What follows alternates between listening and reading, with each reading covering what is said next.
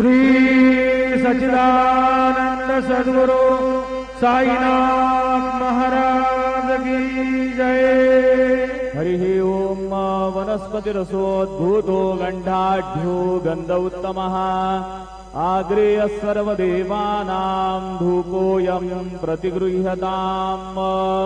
धूपमाग्रापयामि साज्जन्यवर्ति संयुक्तं वन्दिना योजितं मया। दीपं गृहाण देवेश त्रैलोक्यतिमिरापः। दीपं दर्शयामि दीपानान्तरेण महानैवेद्यं निवेदयामि।